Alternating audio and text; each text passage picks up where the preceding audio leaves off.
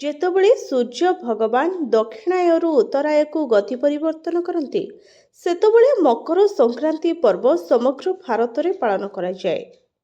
ଏଥର ମକର ସଂକ୍ରାନ୍ତି ପର୍ବ ଜାନୁଆରୀ 14ରେ ପାଳନ କରାଯିବ।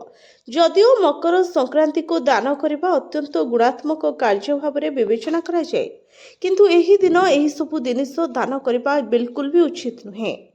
ତେବେ ଆସନ୍ତୁ ଜାଣିବା କ'ଣ ସେହି ଜିନିଷ। ଯଦିଓ ମକର ସଂକ୍ରାନ୍ତି ଦିନ କଳା ରାଶି ଦାନ କରାଯାଏ, ଏହି ଦିନ କଳା ରଙ୍ଗର ପୋଷାକ ଦାନ କରାଯିବା ଉଚିତ ନୁହେଁ।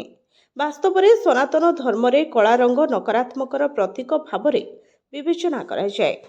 କୁହାଯାଏ ଯେ ମକର ସଂକ୍ରାନ୍ତି ଦିନ ଏହି ରଙ୍ଗର ପୋଷାକ ଦାନ କରିବା ଦ୍ୱାରା ଜୀବନରେ ଦୁର୍ଭାଗ୍ୟ ଆଣିଥାଏ। ମକର ସଂକ୍ରାନ୍ତି ଦିନରେ ଭୁଲରେ ମଧ୍ୟ ତେଲ ଦାନ କରିବା ଉଚିତ ନୁହେଁ। ଏହି ଦିନ ତେଲ ଦାନ କରିବା ଅତ୍ୟନ୍ତ ଦୁର୍ଭାଗ୍ୟଜନକ ବୋଲି ବିବେଚନା କରାଯାଏ। କୁହାଯାଏ ଯେ ଏହି ଦିନ ତେଲ ଦାନ କରିବା ଦ୍ୱାରା ସ୍ୱାସ୍ଥ୍ୟ ସମସ୍ୟା ସୃଷ୍ଟି ହୋଇପାରେ। ଏହା ବ୍ୟତୀତ ଏହାର କାର୍ଯ୍ୟ ଉପରେ ଖରାପ ପ୍ରଭାବ ମଧ୍ୟ ପଡ଼ିଥାଏ। ଏଭଳି ପରିସ୍ଥିତିରେ ମକର ସଂକ୍ରାନ୍ତି ଦିନ ତେଲ ଦାନରୁ ଦୂରେଇ ରହିବା ଉଚିତ ଅଟେ। ମକର ସଂକ୍ରାନ୍ତି ଦିନ ତୀକ୍ଷ୍ଣ ଜିନିଷ ଦାନ କରିବା ଉଚିତ ନୁହେଁ। ମକର ସଂକ୍ରାନ୍ତି ଅବସରରେ ଧାରୁଆ ଜିନିଷ ଏବଂ ଛୁରୀ ପରି ତୀକ୍ଷ୍ଣ ଜିନିଷ ଦାନ କରାଯିବା ବିଲକୁଲ ଉଚିତ ନୁହେଁ। ତୀକ୍ଷ୍ଣ ବସ୍ତୁ ଦାନ କରିବା ଦ୍ୱାରା ନକାରାତ୍ମକ ଶକ୍ତିର ପ୍ରଭାବ ବଢ଼ିଥାଏ। ଧାର୍ମିକ ବିଶ୍ୱାସ ଅନୁଯାୟୀ ଏହି ଦିନ ଚାଉଳ ଏବଂ ଧଳା ପୋଷାକ ଦାନ କରିବା ଉଚିତ ବୋଲି ବିବେଚନା କରାଯାଏ।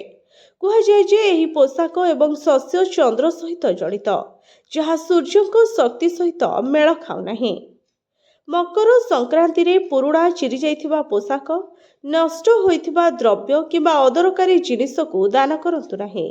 ସର୍ବଦା ନୂଆ, ଉପଯୋଗୀ ଏବଂ ପରିଷ୍କାର ଜିନିଷ ଦାନ କରନ୍ତୁ। ଅପରିଷ୍କାରର କିମ୍ବା ଅନୁପଯୁକ୍ତ ଜିନିଷ ଦାନ କରିବା ଭଲ ବଦଳରେ ଖରାପ ପ୍ରଭାବ ପକାଇଥାଏ। Bureau report, SCTV Odia.